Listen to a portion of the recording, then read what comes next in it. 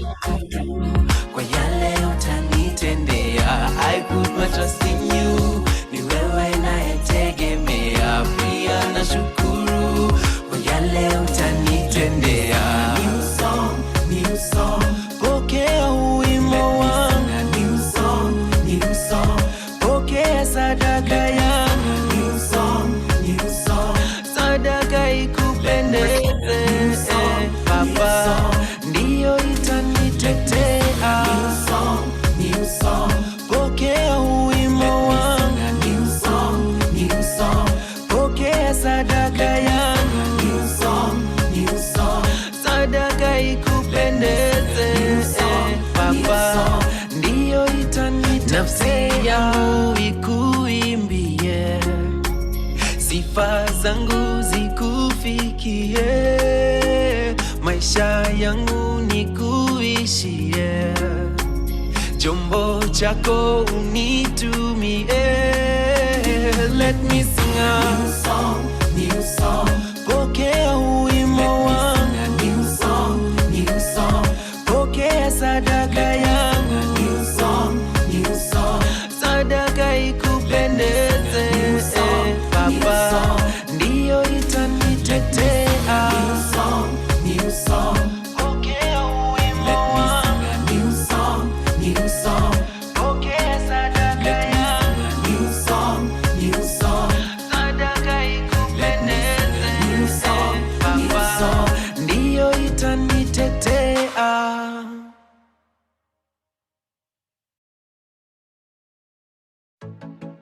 Hello, ni aje mama? Nimeona umetry kunicall. Ukinicall nilikuwa studio. Anyway, ukiwasha simu usionicall tupige ile story. Sedo, fungulia TV uone vijana wako wakifanya mambo ndani ya mitambo mama. Sauti tamu kwenye redio, nimefika hapa juu ya maombi yako. Hata kama sijafika niendako, I know I'm on my way. Napenda ukitabasama, I hope I make you even prouder. Na uzidishiwe afya uone nikivuka boda. As I get older, lean on my shoulder. Umenifunza mengi, I remember when you told me don't you let nobody ever change who you are. Keep running hata nikianguka, straight out of heaven malaika. Upendo wako haujawahi badilika. You say take your time while you always in a hurry. Be a star, let it shine, tell your story. You're a 10 over 10, you should know that. Hawanioni vile unavyoniona mama. I'm gonna conquer the world with my guitar.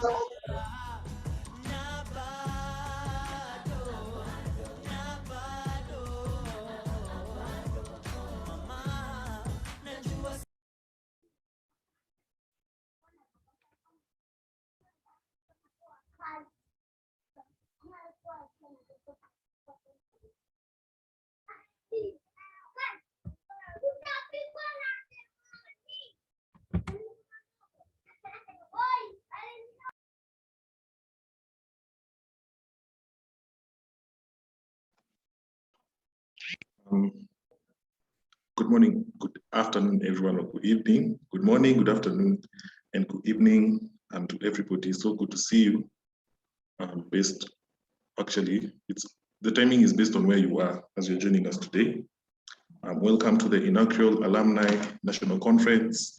It's so good to see all of you. Some of you, it's been so long since we met and spoke, but I'm glad that we found this time to be here to converse and just share a few things. I'll start off by welcoming our head of program, Samuel Mbewa, to open for us with a word of prayer. Thank you, Brian. Let's believe and pray. Heavenly Father, we come to you today, asking for your guidance, wisdom, and support as we begin this conversation meeting, Lord. We pray that you help us engage in conversations that will draw this organization to the next levels and advance the youth that have been with us, Lord. Allow us to grow closer to you as a group and for us. Just my prayer and believe. Amen.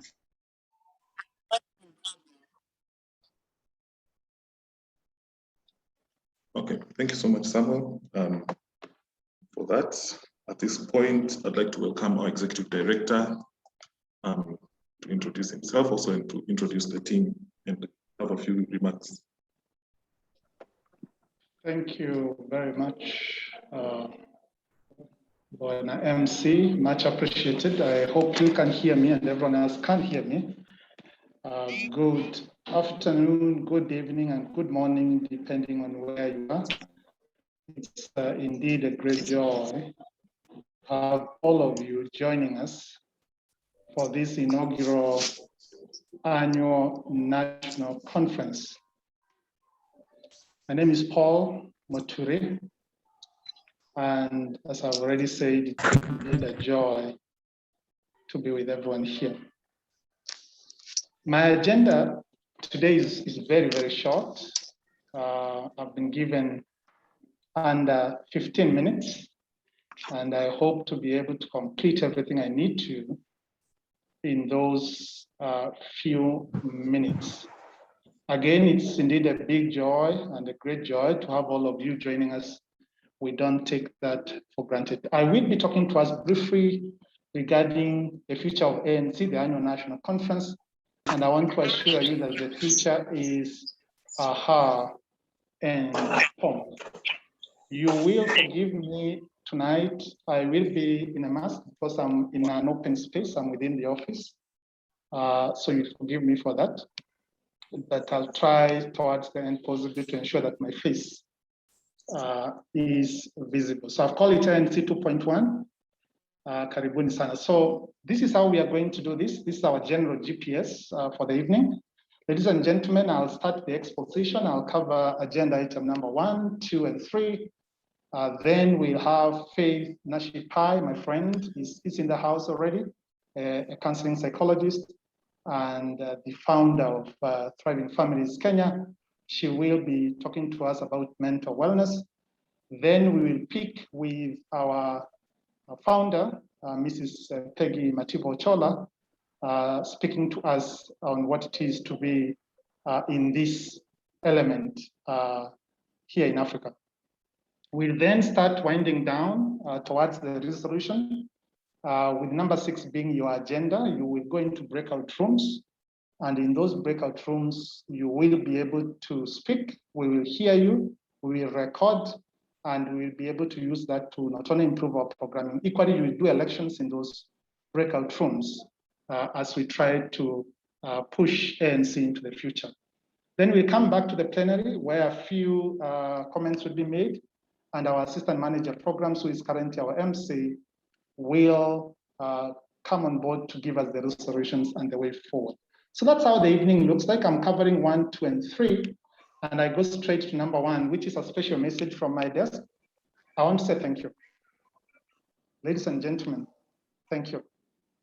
Thank you that when other young people were clubbing, you plugged into the life of a change maker via PACE. Thank you so much that you have remained true to the mission.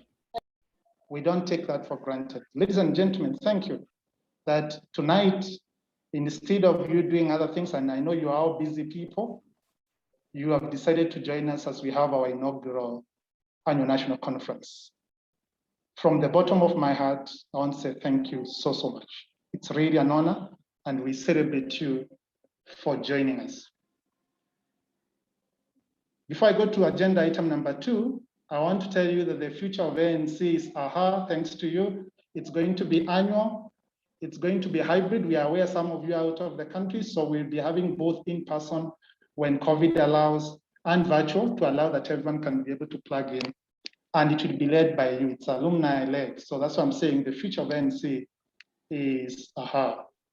Ladies and gentlemen, on to my second agenda item for this evening. Where is PACE now? Since 2013, we've been on a growth trajectory.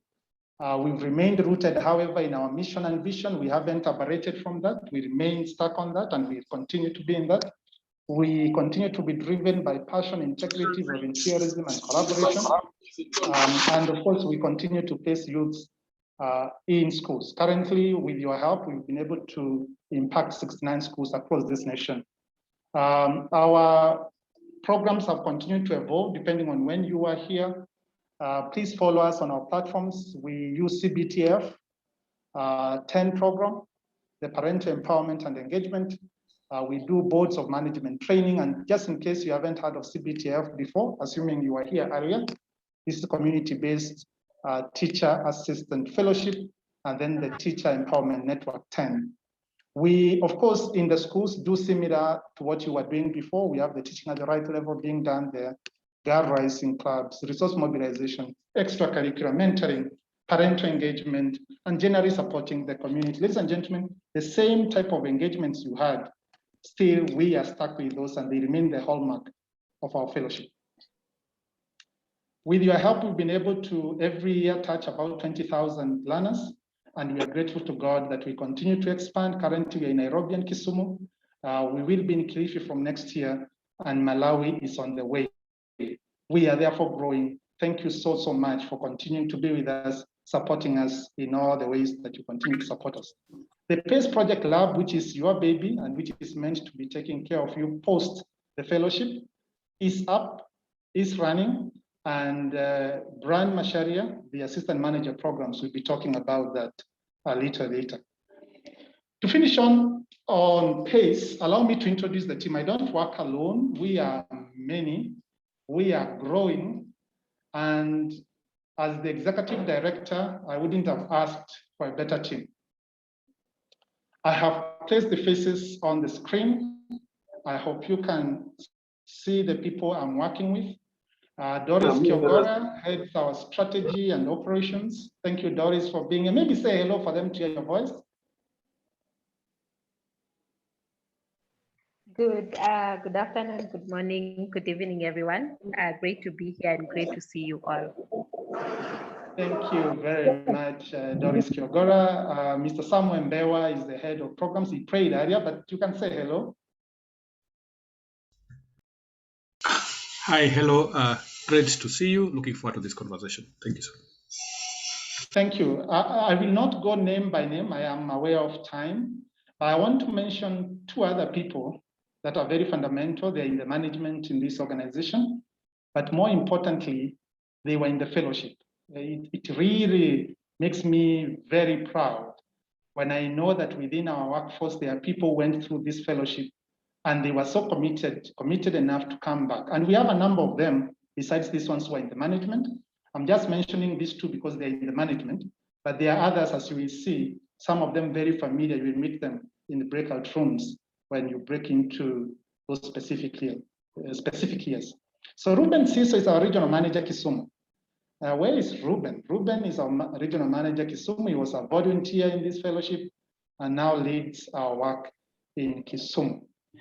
Then Brian Mashari, our MC, was also a volunteer in this. Now he's the assistant manager program. So I am really proud to be serving with a great team spread across this nation. May God continue to lift you, ladies and gentlemen, as you allow me to appear like I'm shining, thanks to your efforts on the ground. Thank you very much. I celebrate you.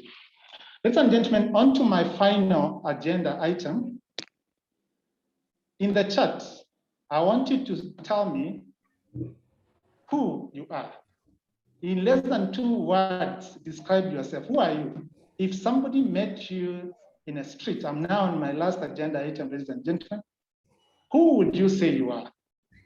Who would you say you are? I did not say, who are you? I've asked, who are you? And I'm waiting to see your feedback. Let me see those beautiful faces and see the comments. In the chat, I'm waiting for the comments. Who would you say you are? If you don't write, I'll pick names. Okay, who would you say you are? That will also help me know whether I'm being heard. Uko shuleni. A limited person says Peggy. Costino Yo says Costino Yo. I'm Franklin Otieno. I am a change maker. David Otieno says. Who are you? I'm waiting for more. I mean, we are over 70 in this call. Who would you say you are?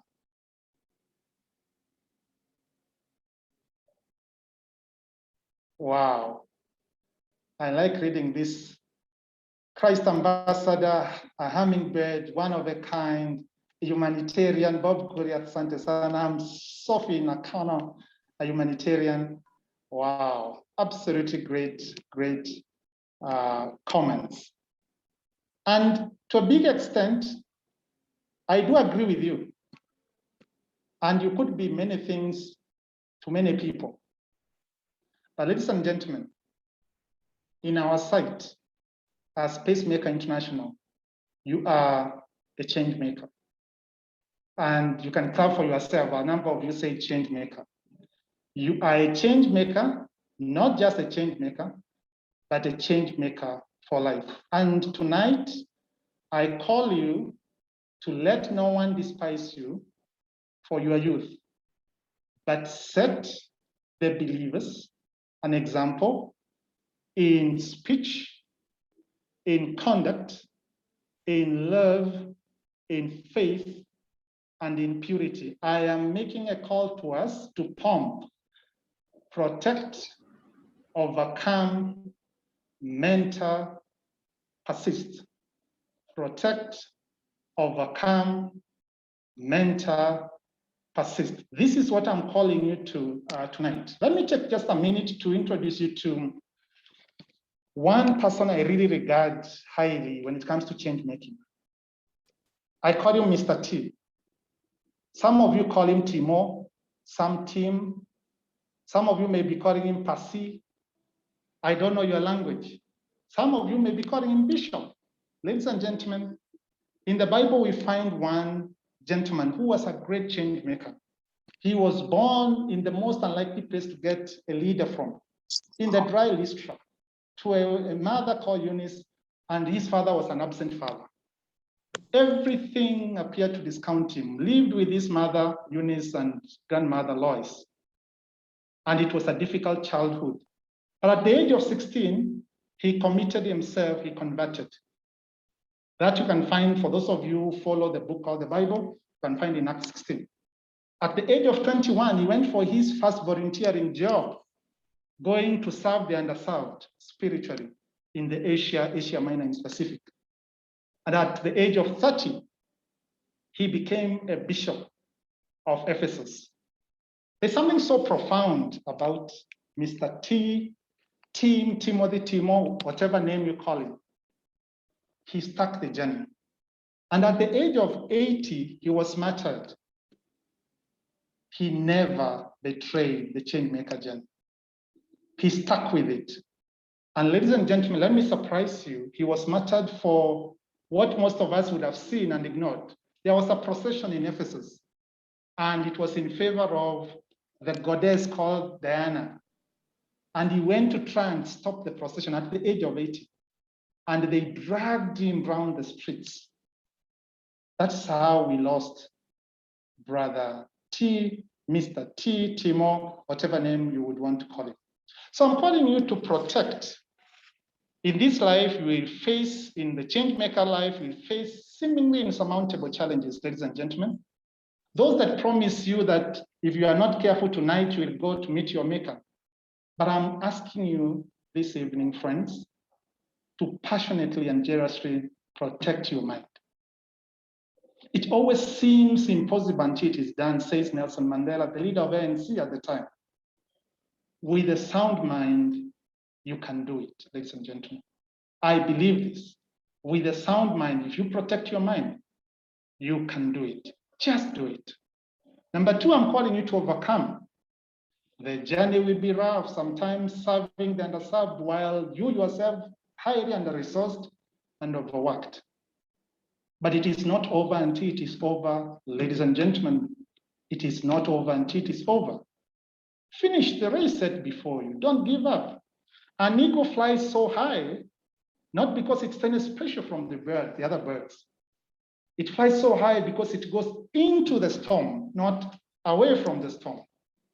So I'm encouraging you tonight to just do it, overcome. Number three, I'm about to finish. Mentor someone. Mentees always seem the most unlikely candidates. They come in all manner of shapes sizes, and in very unique dispositions, and you are likely to easily dismiss them. And I'm asking you tonight to mentor somebody. Paul of the Bible mentored Timothy. Peggy and the team here mentored you. Who are you mentoring? I'm challenging us to go out there and mentor somebody. To succeed in the change-making journey, you must check out of me, mine, I. Get out of that highway, ladies and gentlemen. Depart from the avenue of procrastination and board the train that we are asking you to board tonight, that will shun constriction, that will take you straight past the street that is full of methods and systems and land you in the change maker journey. Just do it. Just do it. And finally, persist. There cannot be a better value to have as a change maker than persist. You will encounter intimidation. And those talk down moments where we're wezi, kaa chini wazee waongee, you will face those ones. But I'm asking you tonight, persist until you prevail. Resist being told you can't. Keep on keeping on. Just do it. You can do it. So I'm calling you to pump, and as I sign out, ladies and gentlemen, I want to remind us, let no one, not even me, despise you for your youth, but set the believers an example in speech, in conduct, in love, in faith, and in purity. And with a lot of pomp, ladies and gentlemen, I now declare this officially open, and it's a great time we're going to have here tonight in the inaugural annual national conference. You can clap for yourselves for being here. Thank you very much. Over to you, MC. Thank you so much, Dr. Paul Moturi, for that. Again, we're grateful for your leadership as well. And we hope by even the end of this conference today, so much will be shared and a better way forward than it has been before. So, ladies and gentlemen, we know that mental wellness is a key aspect in our lives. It affects us at home, affects us in school, it affects us in our daily activities at work, wherever we are. We can never really ignore the fact that mental health is very important, or rather mental wellness. So today, we have one of our speakers, Madam Faith Nashipai, who is a counseling and psychologist registered with Kenya Counseling and Psychological Association, that is the KCGA, a project management professional and executive director of Thriving Families Kenya. Faith is a partner with the State Department of Gender in Kenya, where she advocates for the rights of men and boys in gender equality and ending gender-based violence through men. She is currently rolling out the Million Men campaign and for positive masculinity towards gender-based violence. She has also designed programs on men's mental health and boys' empowerment at community level. All this she does under Thriving Families Kenya, a psychological consultancy that focuses on innovative, authentic, fun, and sustainable approaches to inner wellness and balance. Faith believes that men and boys are pivotal to the posterity of the universe. They must be engaged and cared for too. She is a grateful mother of 3 teen boys. She enjoys singing and dancing. So without taking much of your time, please, you can do the virtual clap and welcome Faith Nashipai to speak to us this evening. Karibu, Faith.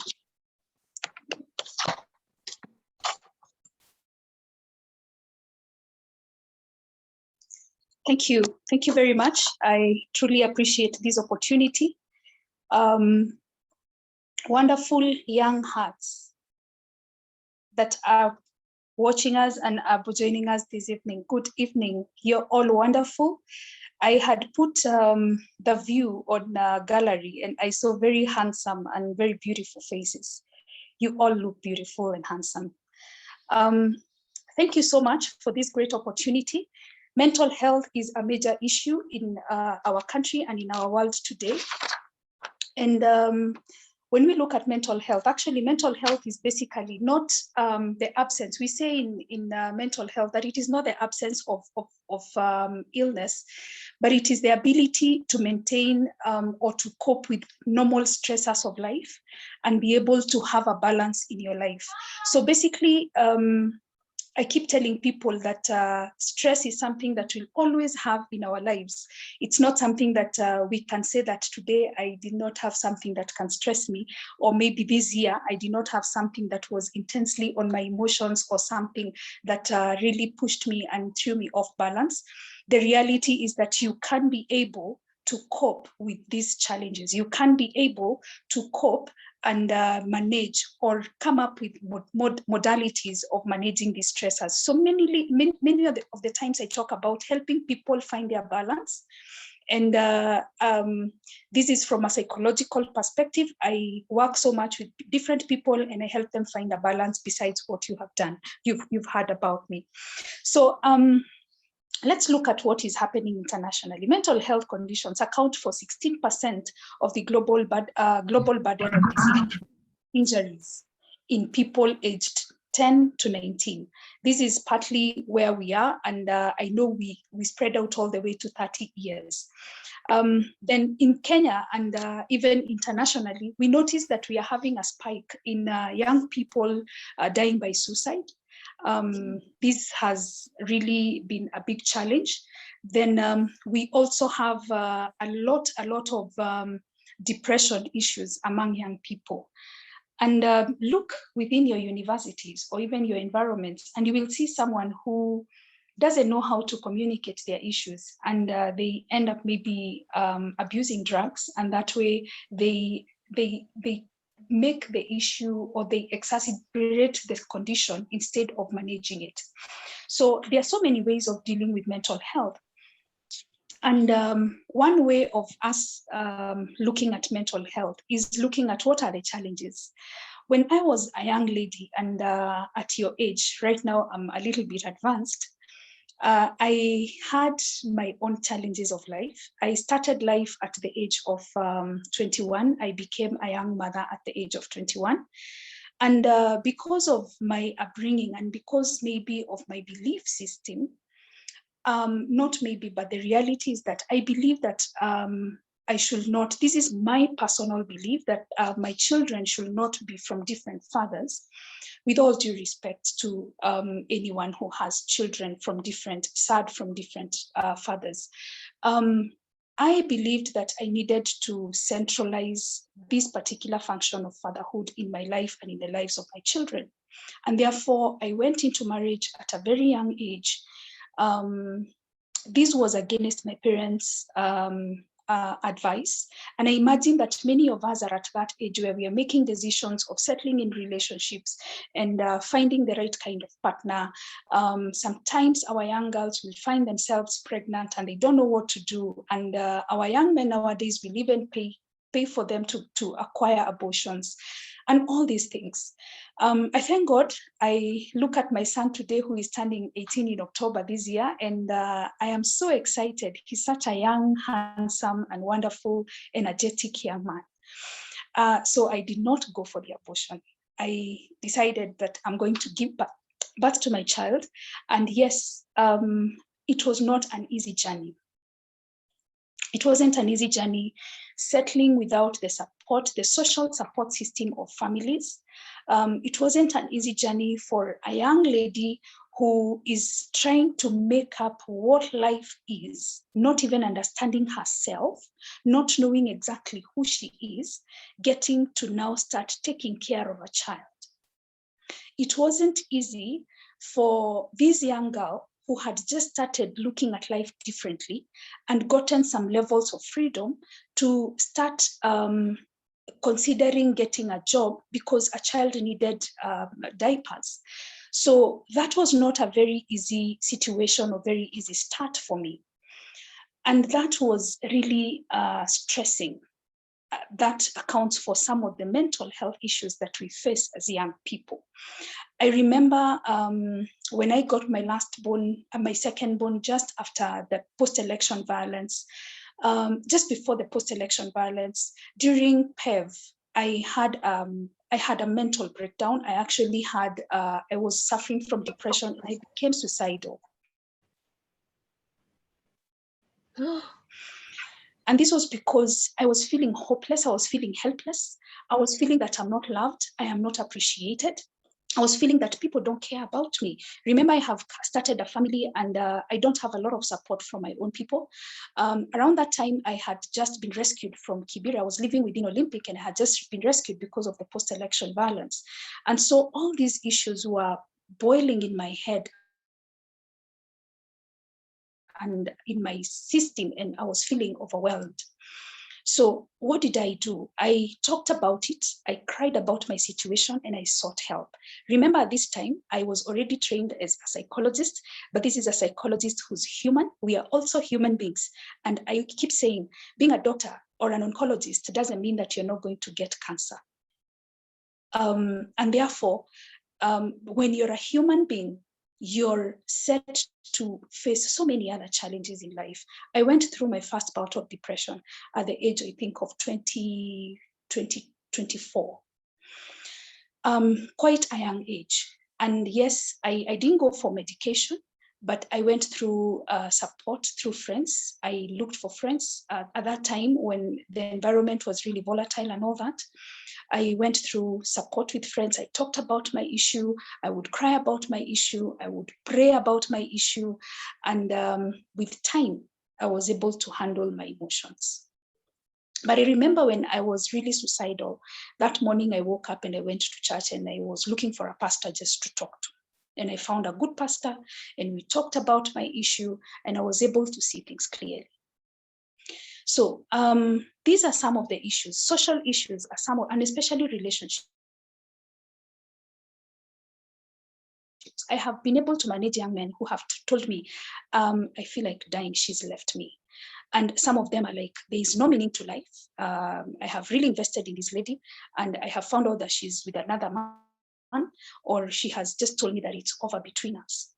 So I keep saying that it depends on what really matters to you. How do you manage the situation? How does it mean to you?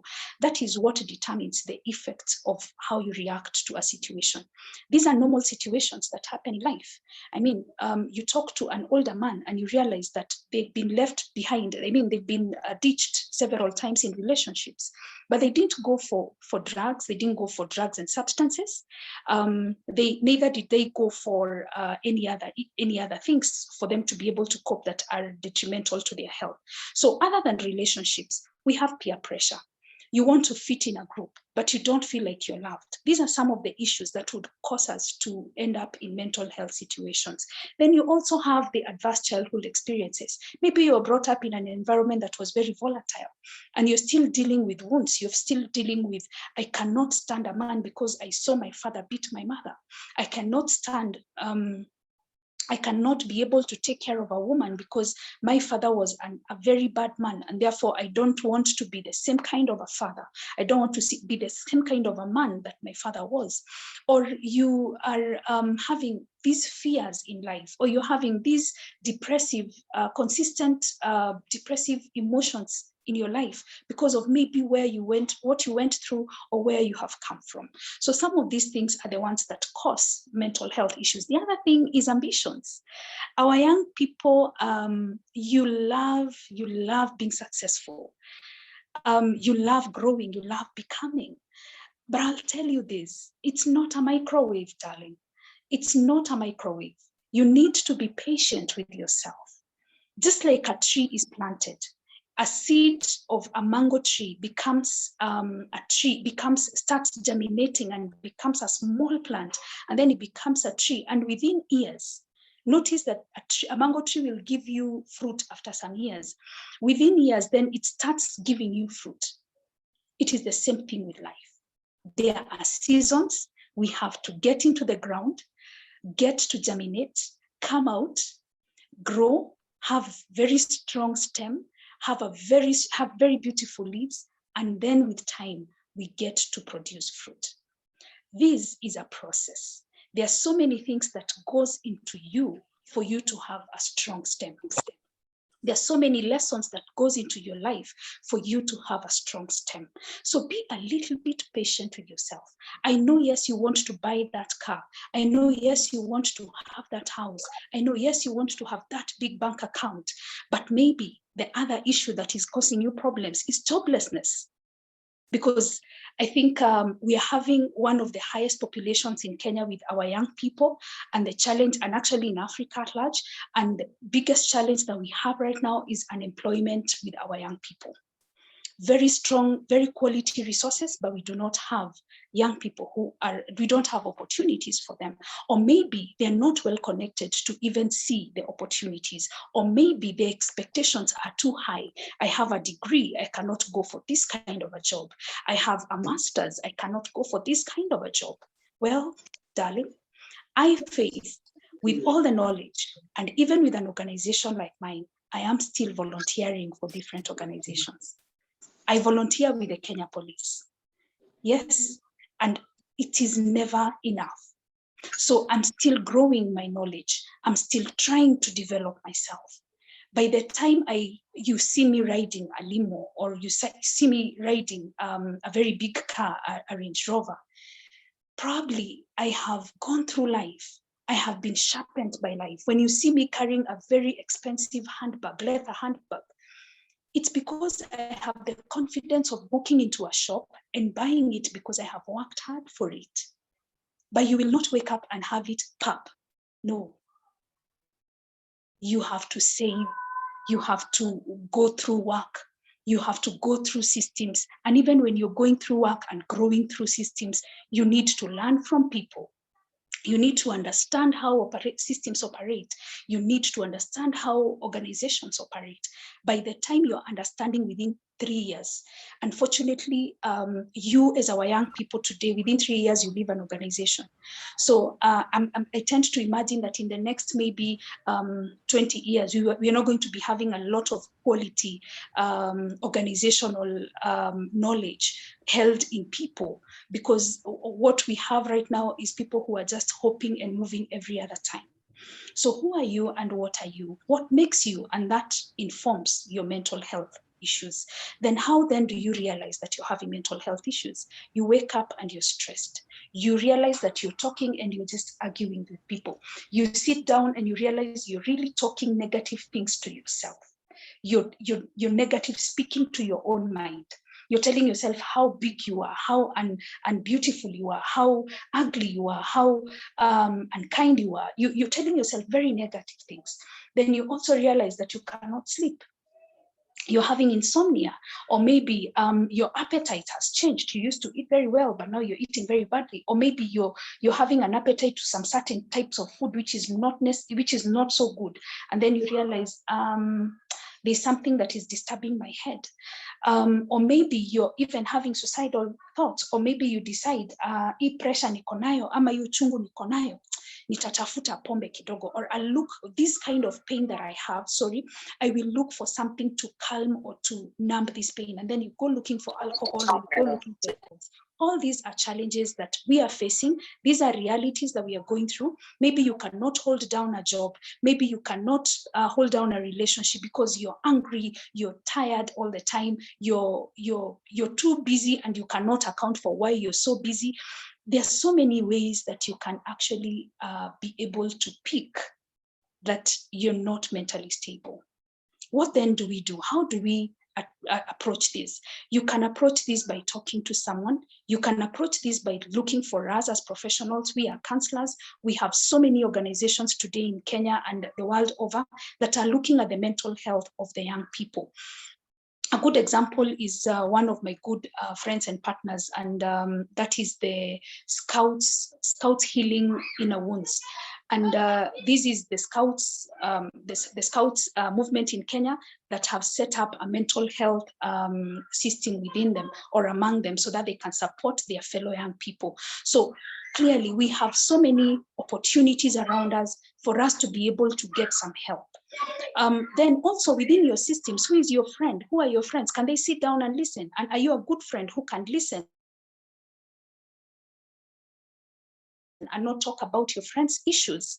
I can be able to give your friend support, because before you even get to me as a counselor, there is that bit of you talking to someone, trying to solve your issue, because that is normal for us as human beings. And then when you realize that it's getting out of hand, or when you realize that you're having suicidal thoughts, then you step it up and you look for support elsewhere. You look for support from a professional when you realize that, hey, this is too much and I'm having suicidal thoughts and I need to see someone. At that point, you don't go on Facebook and start talking that life is hard or I'm ending my life. No, please don't. Look for our numbers, call a counselor, dial a phone, dial the Red Cross number, dial somewhere that you know that people can talk, someone can talk to you and you can get support from there. Please don't end your life. I was listening to you and I saw what you wrote, and I am seeing people saying that you are change makers. You are great people. I'm seeing your positive confessions, and that is where it all starts. When you believe in yourself and you see yourself as a successful person, you see yourself as a great person, and you refuse to listen to voices that tell you the negative, then you will see yourself grow and become. I have done that a lot of times in my life. Being a young mother who started life the way I started, I have had to really speak positive to myself. And please notice that this was really a lot of speaking positive to myself. Then I also want to tell you that your mind is your biggest asset that God gave you. Your mind is your biggest asset and greatest gift that God gave you. So because with this you develop issues, you dream life, you reimagine life, and you as our young people in our nation and in our world, you need to look at life and start rethinking strategies so that we can have other ways of employing young people. We don't have to rely on the orthodox way of doing things. You can become outside of the box thinkers and give us change making ideas for our society. That way, you're using your mind as the best asset, and you're using it to change our world. The other thing is your mind is a strategy gun. You shoot ideas, you shoot strategies that transform lives as a change maker. So what do you need to do? You need to guard your mind. You need to guard your mind from feeding it with negative things. You need to protect your mind from trying to alter it with alcohol and drugs and substance abuse. You need to guard your mind from consuming information that is negative, that is just going to give you problems like pornographic information. You need to control your screen time and what you do with your screen time, what you do on social media. At the end of the day, you need to protect and build your mind. How then do we build our mind? Positive information, read books. You can never grow old with learning. Exercise, wake up, have a routine of exercising. Wake up in the morning, have a routine of what you do in the morning. I am part of the 5 a.m. club in Kenya, and it works well for me. So what do? I do my 20 minutes of prayer and reading my Bible. Of course, I do more. I organize myself to do more than 20. Then I also do another maybe 20 minutes of organizing my day and exercising. I also do another 20 minutes of just looking through a book and seeing what is this new thing that I can learn today. Build your intellect. Go for that. Right now within COVID, go for that. Let's try and do something new. Thank you very much. I hope I'm still within my 20. I notice I am at 35, I'm at 40, 540, and therefore I'm going to rest it there and welcome any questions. Back to you. All right, so thank you so much, Madam Faith Mashipai. We're so grateful for that. For the questions, everyone, you can just drop your questions on the chat. Then at the end of our keynote speaker, we'll have a session where both of you can respond to questions addressed to you. So thank you so much. Yeah, there are people even asking for your contacts, so maybe you can prepare to even share that. Sure. At this point, I want again to thank, I want to thank everyone who has joined us so far. I'll welcome Dr. Paul Muturi, who is our executive director. You'll hear me mention Dr. Paul Muturi so many times because I want you to stick to your minds. Dr. Paul Muturi is the executive director and he's going to welcome our founder for the keynote address. Thank you very much, MC.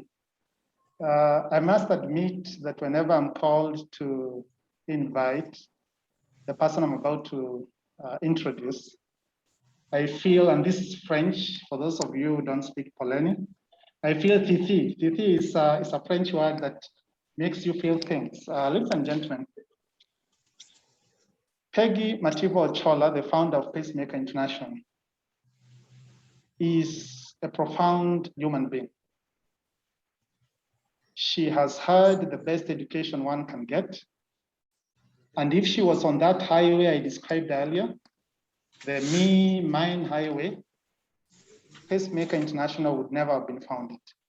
But despite having the privilege and opportunity out there, she came back to her country and did not just come to look at problems and say, those guys have problems.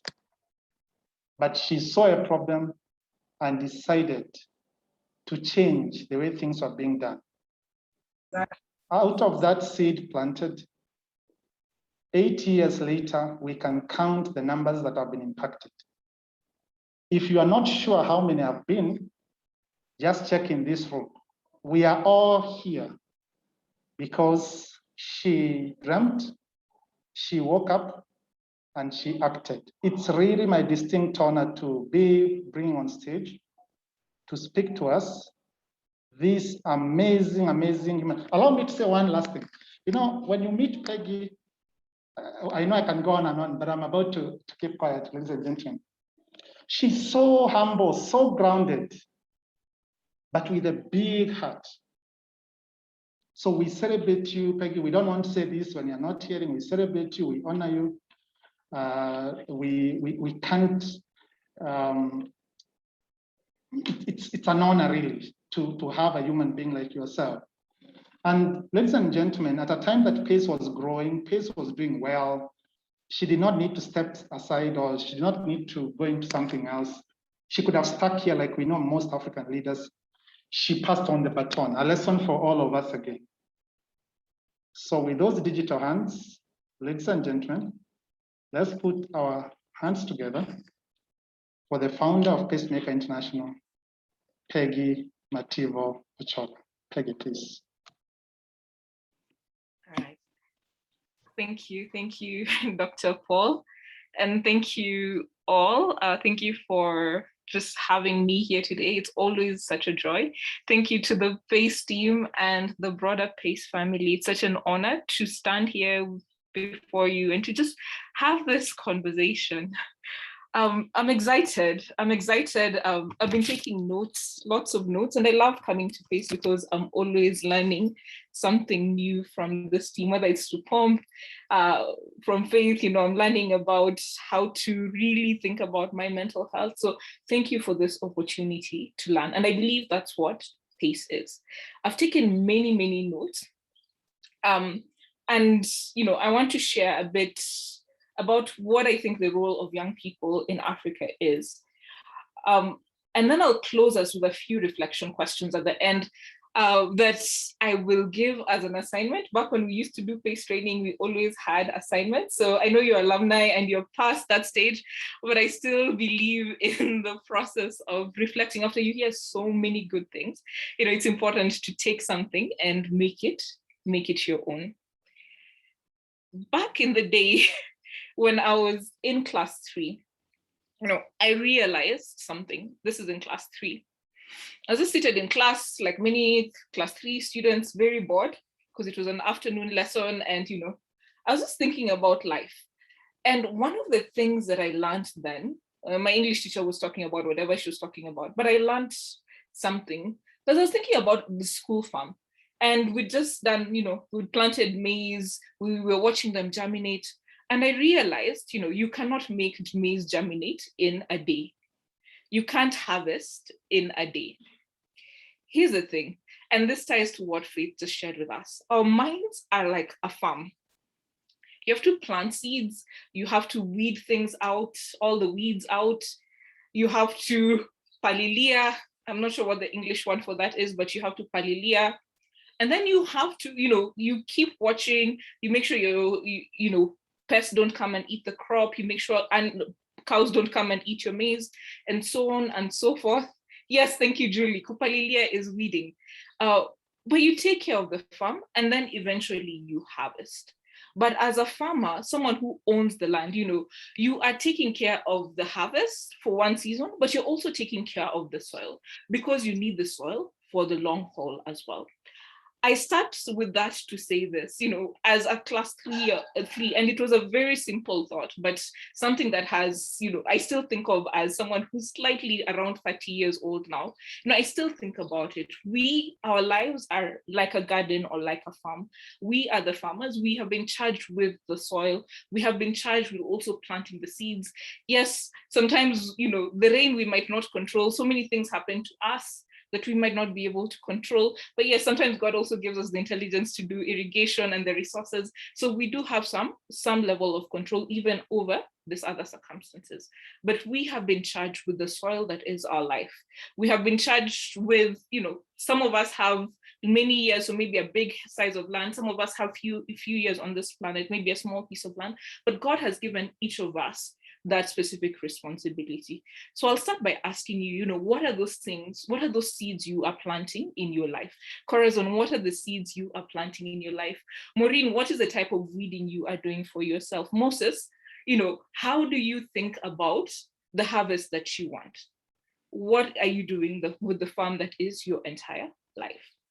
Okay, that's advice from my class 3-year-old, my class 3 self. Now, as many of you know, I'm the founder of PACE. And my whole story is I just believe in an Africa, where all children access a great quality education. But I also know this is far from the reality today. And so PACE started because for me, I wanted to close that gap. I knew and I believed, like many of you who signed on this journey, that, we could actually do something to close the gap. We didn't have to just accept the reality, that young people would go to school, public school, and not do well, that we could be part of the solution. I started PACE because I believe that young people can change the narrative for this country and for this continent. So if I was asked, what's the role of young people today, I'd say, we are people who can change the narrative. We grew up with many narratives, and narratives is a big word, but we grew up with many stories around our lives. Stories like young people are the leaders of tomorrow. Stories that sometimes can be really, they sound good, but they can also be really disempowering. And at PACE, we believe that young people don't need to wait until tomorrow to lead. We believe that young people can lead today. That's a very basic tenet of PACE, that young people should be doing and can be doing things today, and we just need to create that opportunity. Furthermore, we believe that it is African young people to do something for this continent. We can't sit and wait for people to come from international, fly in and do something. It's really us people, David. It's us people in Kisumu who will be looking at how we make the difference. So I just want to pause there and really ask, when you think about Africa, what is your dream for this continent? Do you have a dream for this continent, Doris? What is your dream for this continent, Arnold? What is your dream? And I should pause there for a few seconds for you to just think about the answer. Dr. Paul was very clear when he said Kilifi and then Malawi. There's a clear dream there. So what is your dream for this continent, Zuhura? Whether you're a YouTuber, you're making your videos, you're somewhere there doing accounts, what is your dream and how are you actually thinking about walking the journey for this continent? When, President Moi was one of those people who used to say, young people are the leaders of tomorrow. And I'd see him on news. And he was our president, so we honor and respect him. But I just remember hearing that and asking myself, when is this tomorrow going to come? Because you hear young people are the leaders of tomorrow, then you hear tomorrow never comes, if you hear some of those old school songs. So you ask, when is this tomorrow ever really going to come? Leading today. The first time I, decided that I needed to lead today was when I was in high school. And a lot of you know this story, but for some people, I'm meeting for the very first time. So, when I was in high school, it's important to share a bit of the history. So when I was in high school, we used to have this thing called cross country, and our teachers, our PE teachers would make us do run outside. I was in Limuru, so we'd run outside in the coffee fields, and then you go back, run around, and then you come back to school. And I remember there was this primary school, that was very like your standard Gava school. It was very dilapidated. And every week, every cross country just run past it. You're seeing the infrastructure, and you're thinking the kids here, chances of, especially the young girls in this school, making it to Loreto Limuru were very slim, almost none. I mean, it might as well just be a pipe dream. So for me, the question was, okay, I've run around the school, so on, run every week. I run. What difference is my running actually making? So there's a day I decided to just stop running from the problem that I was seeing in the school, and decided, I need to be part of the solution, because I can run around the school for 4 years, and then what? What will be the so what of Peggy Mativo's existence? So that time, decided to get together with my friends who were in math club. We decided to sell sausages. We raised money. We decided to get the cooks to deep fry sausages and then sell them, because we knew our fellow students loved sausages. So we sold sausages, and we were able to raise money. And we were able to actually donate books that we purchased through this money for the school. That was the first time I was in high school. And, that experience taught me a few things that, sometimes we think change making is a really big thing, that we need so much permission, that change making has to start huge. When I started in high school, I just learned that you can start small. You can start with that person in your neighborhood. Sometimes it's the kids who call you auntie as you're walking down the street, or kids in your neighborhood that you can make a difference for. It's sometimes change making is calling your friends and just doing something small that makes a difference. So maybe my question for you is just, what are the small things you can do? Yes, you have sat and you've thought about your big African dream for Africa, but what are the small things you can do, Gloria, that will take you towards that change-making journey? Pace I love pace. I love pace with all my heart, but my high school self at, 16, 17, 18 would never have dreamed that we would be here. But I believe if I had not started with the sausages and all that, then I would not have had the courage to actually take a bigger leap of faith and start pace. So I'll say that there is courage in taking the small steps. Taking the small steps will actually give you the courage and the momentum to take the next and the bigger steps. One of my favorite quotes is by a guy called T.E. Lawrence. It's an old quote, but I'll just read it out to you. It says that all men and women, in brackets, all men dream, but not equally. Those who dream by night, in the dusty recesses of their mind, wake up to find that it was all vanity. But the dreamers of the day are dangerous men, for they may act on their dreams with open eyes and make them possible. The dreamers of the day are dangerous men, for they may act on their dreams with open eyes to make them possible. I love this quote for many reasons. One is just, it reminds me to be a dangerous dreamer. I mean, life has many things going on, but to always take time, set aside time to actually dream. What are you dreaming about right now, Maggie? Miss Karenya, what are you dreaming about? So set aside time to actually dream. And then be a dangerous dreamer, someone who's actually dreaming in the day and making time to actually work towards those dreams.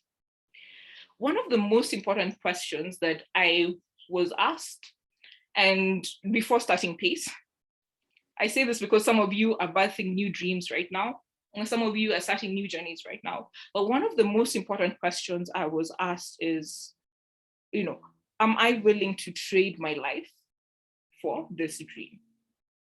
Am I willing to trade my life for this dream? The Lawrence quote is about dreaming and doing, but you realize when you start to do towards a dream, whether it's dreaming about better mental health, dreaming about a children's home that you want to set up, or it's dreaming about how you want to improve things in your village, or even, the ambitions you have for the Kenyan Hollywood. Although the dreaming might happen at night, it might happen early morning, it might be a daydream, but the doing actually requires you to trade parts of your life. What does trading part of your life mean? So I remember when, I had the initial vision of PACE, and I won't go long past this, but I had the initial vision. And, the image struck me and stayed with me. And this thing would just not go away. It was something that stayed in my mind. And, I wanted to make it a reality because it kept me awake.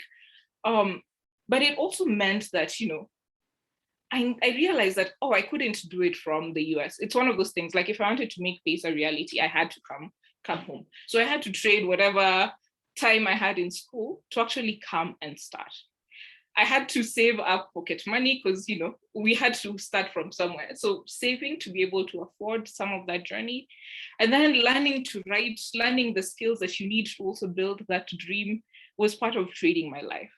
So there are things that we trade when we choose to pursue our dream. Sometimes it's time, sometimes it's money, sometimes it's ego. My friend, the number of times like I went to, you'd go to a meeting, especially when I was 23, I had super short hair. Some of you will see those early pictures, but I remember going to meetings and, someone would ask me, oh, are you the messenger? Or someone would ask me where my boss is. They would not believe that this dream is held by someone who is so young.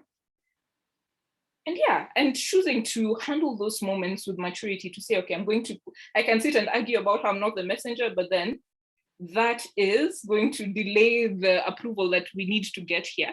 I just need to get this letter signed and stamped and tutapata no kombele.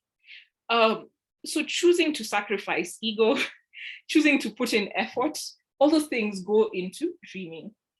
I tell people that PACE is the thing, I would sleep thinking about PACE and wake up thinking about PACE. My life would actually really be about, PACE and building everything, building the foundation for this vision. So that's what it really is, being a dreamer of the day, not a daydreamer, but a dreamer of the day, and really a dangerous dreamer means you're willing to actually trade portions of your life for that dream. And it's not a bad thing. Think about it this way. Some people are trading their lives to watch TV. Faith talks about people who are trading their lives for alcohol, for pornography, and for so many different things. Each of us will choose to give our life to something. We'll choose to trade our life for something. And so, do you want to trade your life for that dream that you are looking to build? Are you willing to trade part of your life for that particular dream? The other thing we trade, of course, is that sense of safety and that sense of the familiar. We say, okay, yes, we're choosing to go into zones of uncomfortable. We're choosing to go into places where we can genuinely say we do not know. But as I've learned on this journey, the more you walk a road, the more familiar it gets. In Swahili, which is, they say, kupotea njia ndio kujua njia, but you can't potea if you don't even take the first step. So I'll say here that part of what we trade also, what we need to trade is just that comfort, that familiarity, the thing that is our safe zone, so that we move into something called the learning and the growth zone. Faith talks about mental health, and I'll say that even if you're dreaming about a better, stronger mental health for yourself, even that is going to be a journey that will take you outside your comfort zone. Picking up that phone call, doing the work to find phone numbers, calling people, sharing, that is also self-work, and that also takes stepping out and really stepping in courage. My favorite book, as we conclude, my favorite book is called The Alchemist. And it's an old book, but it's by a guy called Paulo Coelho. I'd advise everyone to read it. It's a simple story. It follows the story of a boy who's called Santiago. He's a shepherd, and he sleeps at night, and he has a dream, and he dreams about treasure, finding treasure in the pyramids of Egypt. Yes, Mushira, yes, I'm glad you've read the book. So Santiago is dreaming about treasure, and then he goes on this journey to look for that treasure. So, you see him wrestling with this dream that he has, and then he finally finds the courage to go. And I won't give you spoilers, but along the journey, he finds love. Yes, he gets robbed, but he has losses, he has wins. And then eventually, he comes and actually discovers what his real treasure is. This is one of the most inspiring books that I've read, because it talks about false success, real success. There's so many beautiful allegories. And if I was to say one action point you can do, is just go look for it. It's available online, it's available on YouTube, and there's so many other places to go look for The Alchemist. This book will not disappoint you. My pace story and my pace journey, and this journey of being a dreamer and then becoming a dangerous dreamer and a doer, has been similar. I started face challenges, the many ups and downs, but what I've learned is, today is a better day to start than tomorrow. If you're going to start doing something about your life, today is actually a better day than tomorrow. Now is a better time than later on. What we actually have in our hands is just this present moment. So why not start? Nike, just do it. Just start is one of my favorite quotes, saying, just start doing something. You're never too old to start. You're never too young to start. Just start. Do something towards your dreams every single day. I think the last thing I'll say is really around seeking inspiration from other young people. And I think that's, if I had to say I have one hat trick, one thing I'm always doing is I scan my environment and I look at who I can learn from, who is just, one or two steps ahead that I can learn from. Mr. Nguichi, who is one or two steps ahead that I can learn from. So, when I was at Pace, it was other founders, other people who started their organizations 1-2 years earlier. Would go for coffee, I'd call them and just hear their stories and ask how things are going and see, benchmark against them. And that would actually motivate me. It would also give me, stories that I can have hope towards. So I guess my challenge for you is just, who is the young person? If you're 25, who's the 27-year-old who's inspiring you, or the 28-year-old? Yes, it's nice to have Barack Obama, Michelle Obama, Sasha, I don't know, whichever other person inspires you. But who is the person who's just slightly ahead, who actually inspires you? And then how can you use that to actually inspire you to think about the next few steps on the road? Yeah. Last thing I'll say, and I'm concluding now for real, is really around just living a legacy. Living a legacy. And I mean LIVING, living a legacy. So, we all, Kenya's life expectancy is in the high 40s, low 50s. And we all hope we will live to get to that point. But life, comes with its ups and downs. A few years ago, I faced one of those truth moments. I had, and Faith talked about this as well, but touched on it lightly. But I had a moment where, as a 20-something-year-old, I faced the very real possibility of having cancer. And so, when you sit and you're thinking, oh, I have to be here, or I'll be here until 40-something, then you're like, oh, but this disease could actually mean, X amount of time in my life. That it actually can be very sobering. And it can really force you to crystallize and really think about, what do I want for my life? It was a scary moment, and we have journeyed through that whole situation. But, what it did for me is as I was working through all the realities, I came to really ask myself, what is my life about? Like, if Peggy Mativo Ochola, your life was to end tomorrow, what are those things that you want to be remembered for? But more than that, what would be the top 3 things that you would spend your life and your time on. And I got my list very clearly. My list was pace, my list was my family, and then my list was also, extending my family. So those are the three things that I was like, okay, clearly my life and my purpose in this season is tied to those things. And then let me be my best self around those particular three things. So we think, oh, I will leave a legacy, and a lot of us are waiting for the end of our lives whenever it comes later on. But the thing I challenge us is, let's live, LIVE, let's live each day as if we're building towards that legacy. Don't wait until you're 40, 50. Corazon, you can live a legacy as you live today. That's it. That's really, for me, the thing that I'm excited about. I'm excited that we are a community of change makers. I'm excited that, as we are holding each other's hands. I'm excited to see people from 2013 all the way to today, and the relationships we continue to build, and that we're stoking each other's fires, because, as they say, if you want to go far, you go with others. If you want to go fast, you go alone. If you want to go far, you go with other people.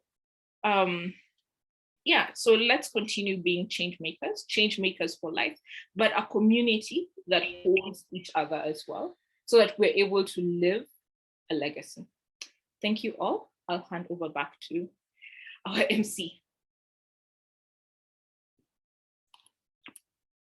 Great. Thank you so much, Peggy.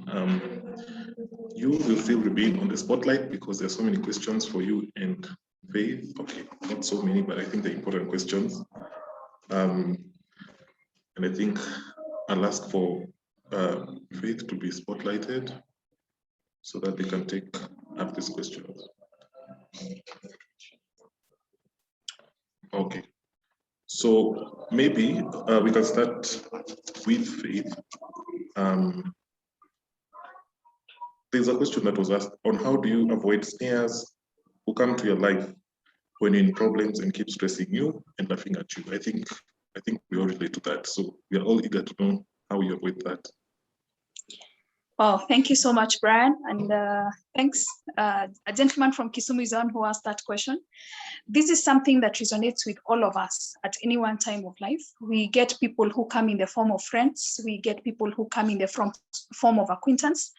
And they give us more problems or troubles than solutions. So one of the best ways to deal with this is to draw your lines, and at least to set your boundaries. In every friendship, learn to set your boundaries, learn to say no. Don't lose your voice in friendships, grow in friendships. Don't find yourself in friendships where you're having acquaintances, do as much. And also learn to say that this is not right, and be assertive, not rude, but be assertive. Say it as it is, that you're doing the wrong thing and it is not working for me, and it is not also going to work for you. I hope you consider the repercussions of this, not just to myself, but also to yourself, or even to our relationship as friends. And when all these things are said and they are not heard, we say goodbye. We say nice gentleman handshake, goodbye. And we move on, because sometimes not everyone is there to build us. Some come to build us by them bringing us challenges. It is only through interaction that we become sharpened and we become better. So also take it positively and take it as an opportunity to learn. Thank you. Back to you, Brian. Thank you so much. I want to read this, what Alvin has written here. He's written that I read somewhere. You could live life right now. Let that determine what you do and say and think. So just that you do the right thing, and that's all that matters. Thank you for that comment. For Peggy, there's a question from one of my good friends. We volunteered together with this man back in 2013, and he's asking, is it too soon to start up when you do not yet have your dream completely figured out? In short, he's asking, maybe you do not have all the resources you need to start. Okay, that's a great question. And I believe this is Haman Tambo. Haman, thank you for your question and your comment about the short hair as well. I believe that start when you don't have the entire dream figured out, for maybe 3 reasons. One, really, is resources are never going to be enough. Anyone who started something, whether it's a construction or whether it's, I'm seeing heads nod, yes. Even if you're starting to run a race or train for marathon, resources are never going to be enough when you start. But you know, what you have sometimes is enough to just get started. So when we started PACE, for instance, it was just, we had enough resources to write something on a sheet of paper. So the start was, we wrote the dream on a sheet of paper. And that's it. It literally, PACE first lived as an A4 sheet of paper, and that was the start. And then it also lived as conversations and DMs to people. So just being able to start and have that conversation actually would attract more resources. So sometimes someone would be like, okay, maybe I can volunteer to just design your initial logo, or I can give my time to bounce ideas back with you. And so sometimes what you need to start is just, the most important is that courage to write the dream down and to start the conversation. And then the persistence. I think this was one of the prompts that, the part of prompts that Paul shared with us. You know, you start and then you actually persist in that dream. But it's not going to be easy. But it's also that just recognizing the resources will not be enough is actually, you can see it as a gift or opportunity. So that's one. And then the second thing is, you know, even if you don't fully understand the dream, it's okay, because even what PACE is today, I mean, my younger self, when I was serving tea, when Brian was giving me tea in Lenana High School and we'd met the very first time, I did not know that, you know, we would have the PACE we have today. So if I said I'm waiting until I fully understand the dream, then we would not have been here. So again, not having a partially complete dream, having a partially complete vision actually gives other people the space to also build in. So if it's all full and formed, then there'll be nothing for other people to do. But then if you have partially complete work, then people can actually add to the story. So I believe that that's another reason, to start even when it's not fully figured out. And the third thing is just, you know, it's an opportunity to be honest with people and just say, you know, I actually haven't figured this out, but these are the big questions that I'm asking that I think will actually make a difference. So it gives you an opportunity to ask interesting questions and be honest with people and just say, you know, I don't have all the answers. Let's figure this out together. Come on, I hope that is helpful. Yeah, please feel free to ask any follow-ups as well. Yeah. Okay. Thank you so much, Peggy. A question for Faith is, when do you know you need to go for therapy? For someone who might be interested in starting therapy, what advice would you give them?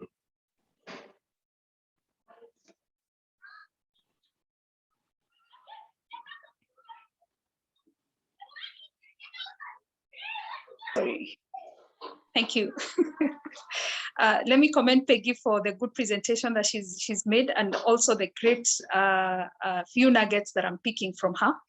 And maybe just add on what she said, vision is a journey.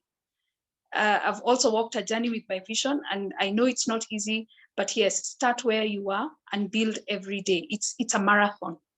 You walk, you don't do a sprint with a vision. You do a marathon, you run every day. Back to my question about how do you know that you need to go for therapy, or what are the issues that drive you to therapy? I want us to get to a place in life where we appreciate therapy as something that I can just go seek for professional advice. What do I mean? Today as Faith, for me to fix my personal finances, I walk into a professional financial advisor. I pay a certain fee and I get that information. I walk to a legal advisor, that's a lawyer or someone who's trained in law, and they advise me on certain legal issues. Same way, when I'm having a toothache or I don't even have a toothache, and especially for me, I will do my medical checkup once in a year right now. So I don't have to wait for a toothache. I'll go see my dentist anyway, at least once in a year, or when I'm noticing that I'm having more problems, at least depending on when he recommends that. So same thing with your mental health. have a habit of just visiting a therapist. Go, have a talk. Say, these are not, I don't have major issues, but this is how I feel about this. Or pick up something that you find that is not really working for you and take it for therapy. You might find out that you'll be able to get solutions in that. Otherwise, when you're having some symptoms that I had touched on, then yes, you need to go for therapy. Okay, thank you for that. Because of time, we need to conclude on the questions, but the questions that we have right now are being recorded and they'll be responded to. There's someone who wants you, Peggy, to publish your favorite quotes for us, for all of us. But maybe we can end this session by responding to a question of someone who is struggling with their why. Someone who is struggling with their why. Thank you, Brian, for choosing that question, because it really also resonates with me. My second, third year of campus, I really struggled with my why. I was studying biology then and not really feeling the spark. So I connect with that question, and happy to have a deeper conversation after as well. But the advice I'd say is, part of it is it's okay to struggle, and then it's okay to talk to people about it. I think the thing that really helped me when I was struggling was, being able to speak to, we had a counselor at school, and just being like, oh, I'm honestly feeling, not satisfied and not happy. And yes, we have all these resources at school, but I don't feel like I'm connected to my purpose, and I don't feel excited, and I don't feel fulfilled here. So one is just the talking to people about it.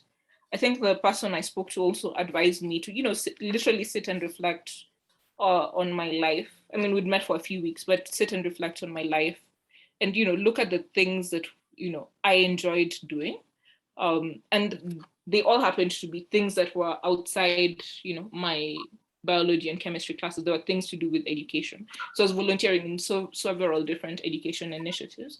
And so working with them, I realized that maybe there's an interest that because I've been so focused on this one thing that I came to school for, I hadn't really observed the rest of the interests that were actually around my life that were exciting. So then having a reflection with someone else also was really, really supportive. And then it's okay for your why to change as well. I think that's the other thing they gave me peace about as we spoke. It was when I left for campus, I was sure, we're going to go and study chemistry and change the world through this. And then halfway through, my purpose, my life experience had changed.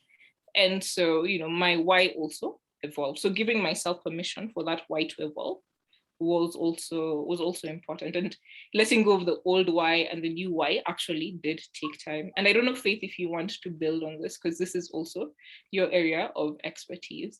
But mine is just to talk to people and talk to trusted people, and then a whole reflection process as well.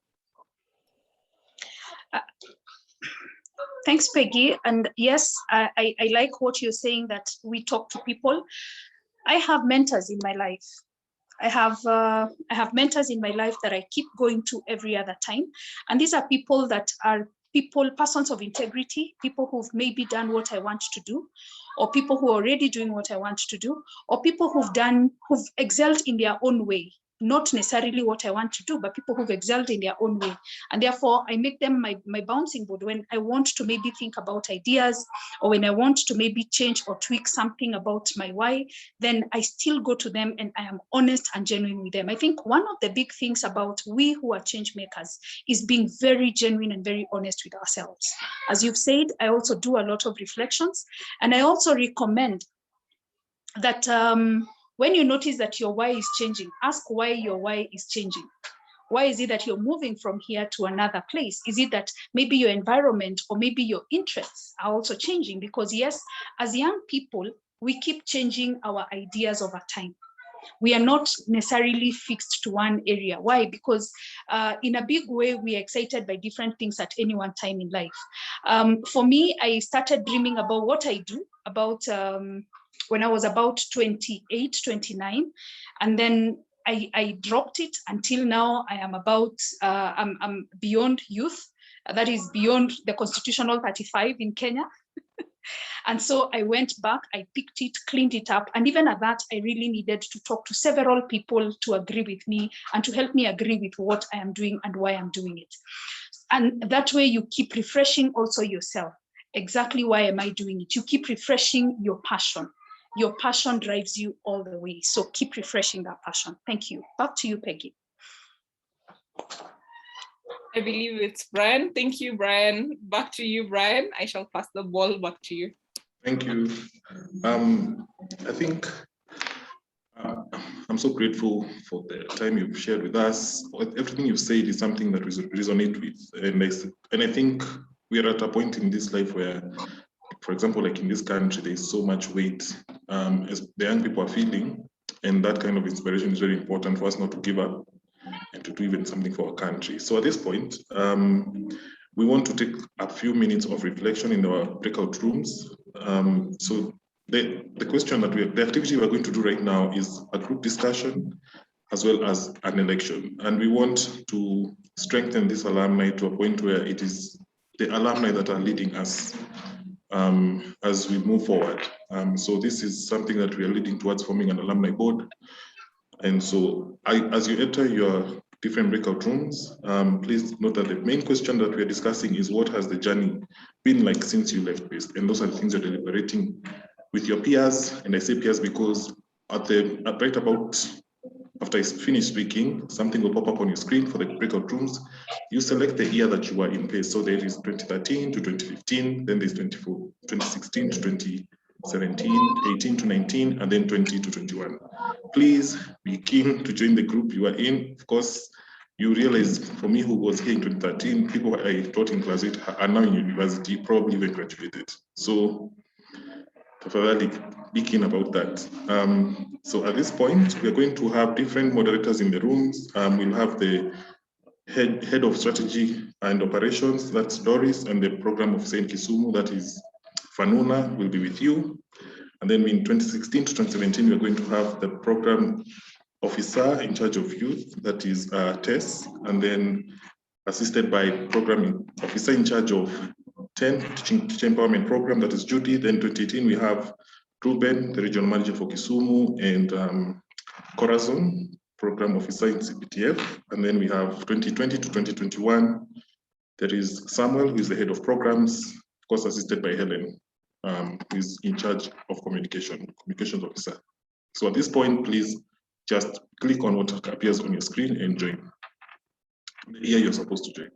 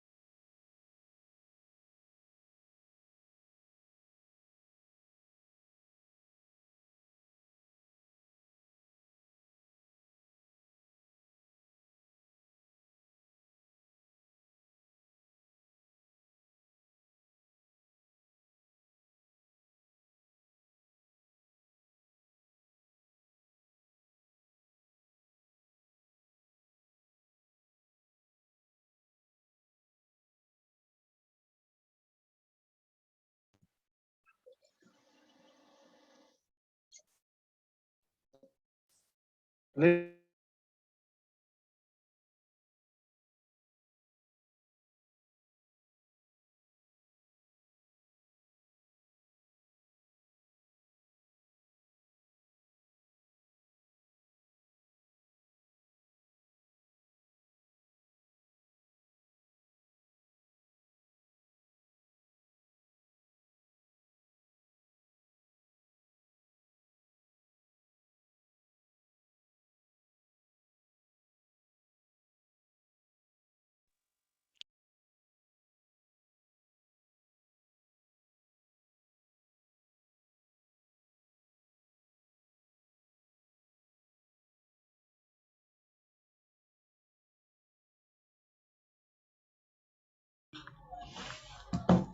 Okay, guys. I think we start.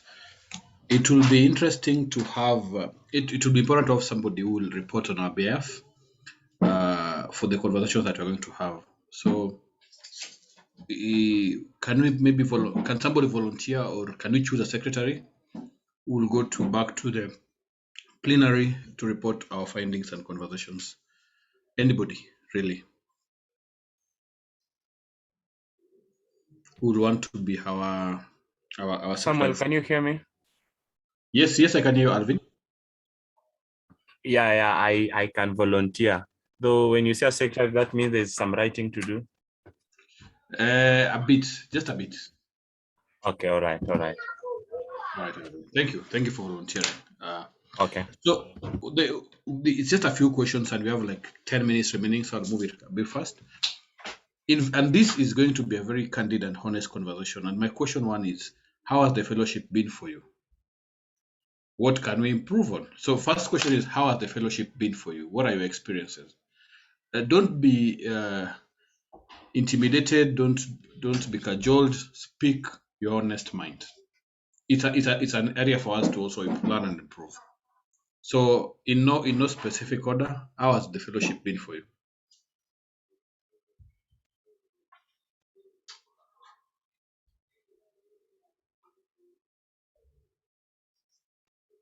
Alvin, as our secretary and moderator, maybe you'll want to pick. I will want to pick, but I would love for you to then just pick anybody from the team who will want to hear their views or have views, his or her views on how the fellowship has been for them.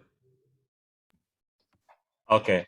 So I think maybe I'll start with Owen because I volunteered with him the same year. So, and we're in the same team. So maybe I'll begin with Owen. Okay. Hi guys, can you hear me? Yes, clearly. Oh, okay. I've been in PACE from 2020. I'm still volunteering in Mahiga. For me, I can say I've learned a lot when I'm in PACE. One thing I can say I have learned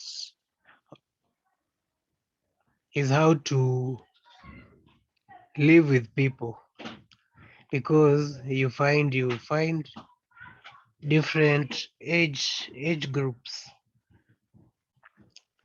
and some of them, as we have been told, they can despise you. But one thing I've learned is to overcome and prove them that you are actually equipped. They, like in our school, they say this volunteer teachers do not know anything. But let's say when you tutor the students and they get good marks, they actually start seeing your value. So for me, in PACE, I have learned so many things, and it has even helped me know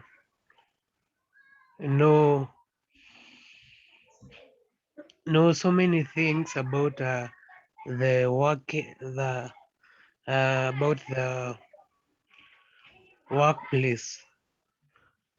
Okay. Thanks, Yes. Owen. My other question is, I'm really looking at the time we left, so I'm trying to speed it up a bit, Alvin. So my other question then will be, if, and this maybe you can just use your digital hands. If you're given a chance to, would you still volunteer at pace? Look, you need to raise your up. If you don't raise your hand, your up, it will be a no. So if you do, we'll raise a yes. No victimization whatsoever. So the question is, if given a chance, will you still volunteer? Will you take a chance to volunteer at pace again?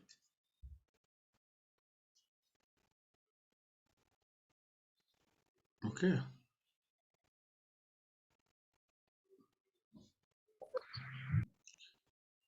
All right.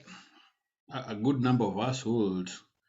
For those who would, or for those who still would, what can we improve on? What is an area of improvement for us? What will you say that if you do get this better, then we will be more comfortable volunteering or working with PACE? What is one area of improvement for PACE? Alvin, you may need to pick somebody to give us that.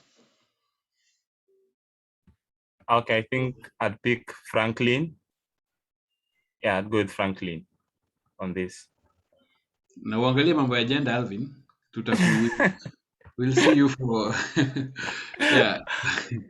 Yeah. So what area of improvement, Franklin, do you think PACE has to improve on? They may be doing it, but not doing it as good as they should.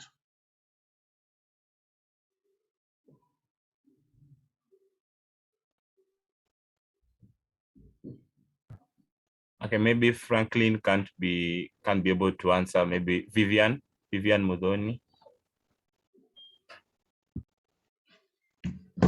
Hi Alvin, can you guys hear me? Yes, clearly. For me, I'd say, like, for example, when we were supposed to do these things, oh my god, nimesahau jina. These programs where we were supposed to go with the kids and do some co-curricular activities. What was it called? The one that Olivia was in charge of. Tal? Yes, Tal. So for most of us, the pre-field training wasn't enough for Tal.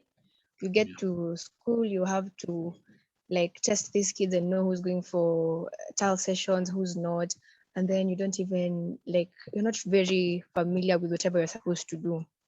So I don't know, maybe have one facilitator come over for the first TAL session so that we can have a good idea of whatever to do.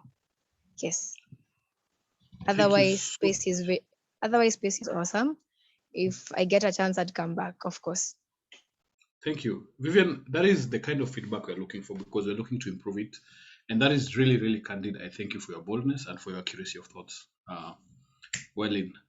Now, we'll have to do something, then come back to the questions later, so that in case we are cut out of time, we'll still be in good order. We need to get 3 guys who will go to join the governing board of the Alumni Association. We need to get 3 guys from this room. We are 19, 18 thereabouts. We need to get 3 guys from this room to go join the main governing body for the Alumni Association. This can take any permutation. You can volunteer. You guys can elect. Mnajuana. Mtu atajiamulia mimi. I'll do it for the team. As you reflect about taking up this role, it needs commitment. It needs passion. You'll be driving the agenda for a lot of young people. So as you volunteer, as you are elected, as you're selected, please, the task guide is very clear, very robust, but you have a lot of support from us. So let's get 3 people from this group to go back to the next plenary as people will support the body. So we have Alvin, we have Costinoyo, we have Vivian Mudhoni, we have Alvin, Costin, Shale. We have a lot of volunteers. So Alvin Kubasu, Hamadine. Now, these are our candidates, guys. Now we may need to vote. Wangare, anybody else? So Phoebe, I'm just writing Alvin, Hamadine, Wangari. Who did I miss? Vivian. Vivian is Wangari. No, Vivian Mudhoni. Alvin, help me if I'm missing somebody, please. Shale. Who else? Who else? Did I miss anybody? Really? Phoebe. Yeah, so I have, okay, Alvin, I have Phoebe, I have yourself, I have Hamadin, I have Wangari, I have Vivian Mudhoni, I have Shale. Who did I miss? Franklin Otieno.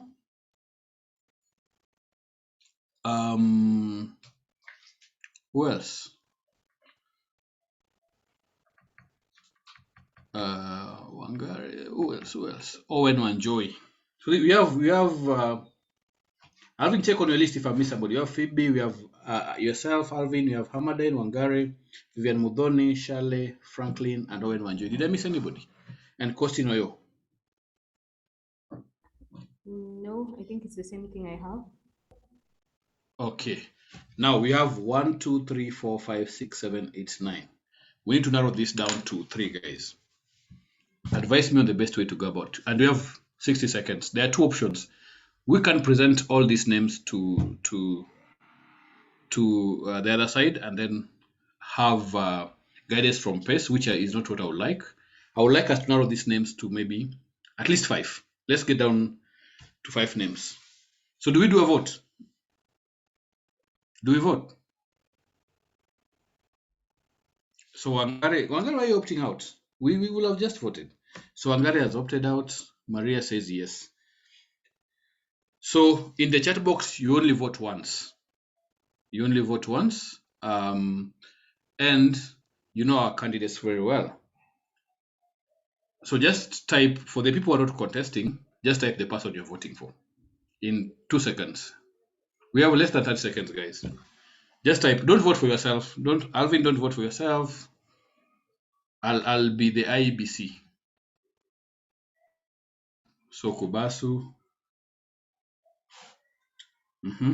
Go ahead. I'm tallying. Mm-hmm.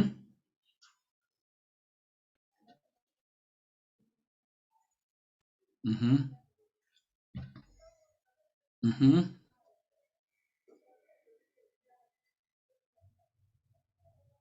Mm-hmm. Mm-hmm. Mm-hmm. Okay. Our results are a bit out. So Alvin has 4 votes. That's Alvin Kubasu, because Alvin and Kubasu are the same person. So I'm assuming if you say Alvin or Kubasu, you're talking about the same person. Franklin has 2 votes and Phoebe has 2 votes. So I think those are our contestants, are our reps for the group. I thank you guys for that. So Alvin captured this clearly that for our breakout room, you've been elected. Transparent process. So Alvin Kubasu has been elected, Franklin Otieno, and Phoebe Mugo as the people of the most votes. I thank you guys. Now, finally, my final question to you will be: we looked at, will you volunteer again at PACE? We've looked at where to the areas of improvement. I'll take Alvin. Please guide us on this, if you can hear me, Alvin. If anybody can hear me.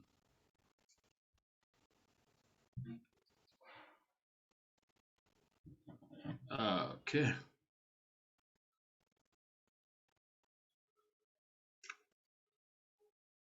Alvin, I think we are spent of time. Let's.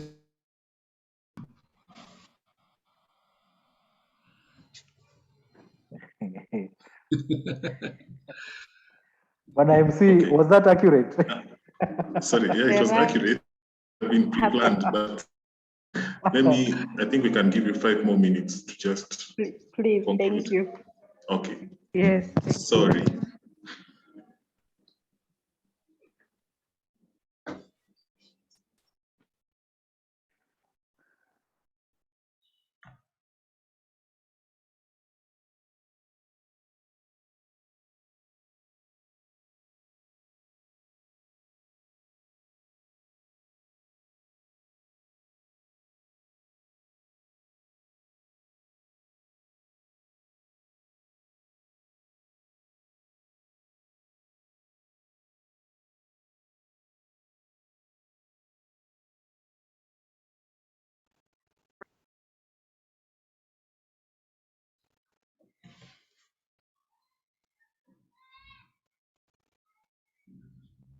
Now, the other question was, we're talking about areas of improvement. We're taking the point of TAL came out clearly, and that is very, very important that it will be actioned. Trust you me, those recommendations will be actioned on. What, and Alvin, since you're our rapporteur for this session, please pick the next person to just help us unpack this further. What is the other area of improvement that if we worked on better, if we introduced, will then help? Okay, So for the next person, I think I'll go with Hamadin. So hi, can you hear me? Yes, Hamadin, very clearly. Okay.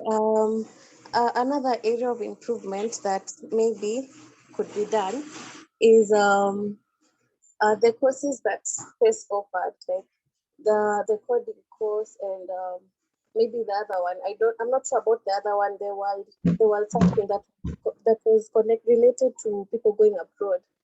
I feel like after completing that course, we should get like a certificate so that if I'm even writing my CV out there, I can I can have something tangible and evident to say that I did a coding in place. Like the last time we did coding, we didn't get certificate. So even if I say I did coding, I don't have that tangible evidence. Yeah, apart from that, everything was okay. Yeah, I love working in peace. Thank you, Hamadin, and I'll follow up on that. I take lead in following up on that, just as I will on the other recommendation. That is well in. That is really well in. Alvin, you may want to get us to the next person. The same question. Okay, I'll go with Wesley to give his view on that particular front. Okay, hello guys. Can you give me? Okay. On this, on the about, I think we think as the PACE organization they should improve on. I think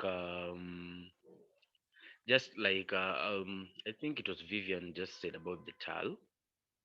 There's something that needs to be done. A lot of things need to be done about TAL. Like the session we've been taken through TAL, I think it's not always enough. And after being posted to schools, it gives you maybe a challenges. There's no repeating the session. So if you didn't get it well, it kind of gives you a challenge to pick up and how to identify those kids with the problems to help them out. So I think as a PACE, we need to do a lot of things about the TAL process. Yeah, that's all. Okay, thank you, Wesley. Sam, are we changing the question, or can have one more view of that particular front? One last view, sir. Okay, thank you. And for that last view, I think Phoebe, we can have Phoebe telling us what she thinks the organization can improve on.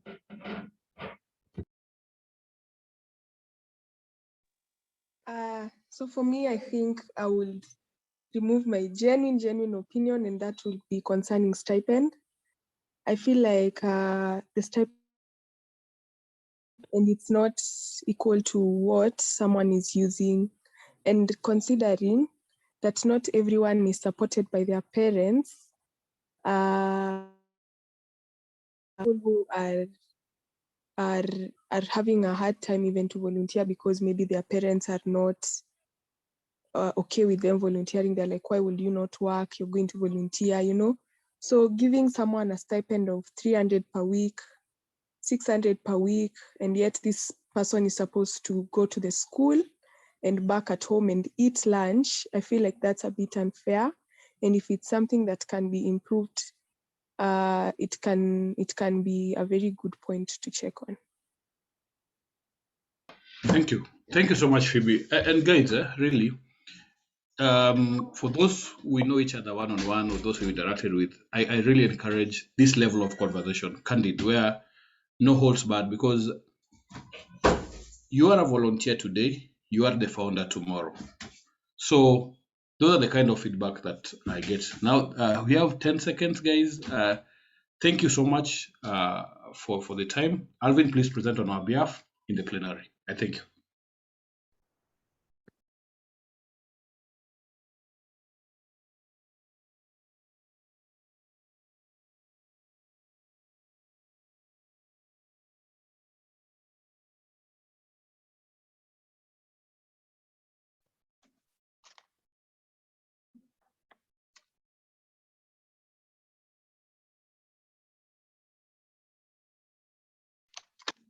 I don't know if everyone is back. Everyone is back. Okay, so we're in the final stage of this first inaugural annual alumni conference. And I think at this point, I'm just going to allow those moderators who are in the rooms to mention the names that have been selected for each year, for each breakout room. These people will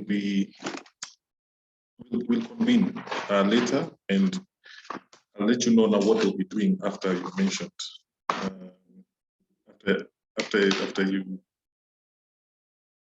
After they mentioned the names, please. So we can start with breakout room from 2013 to 2015.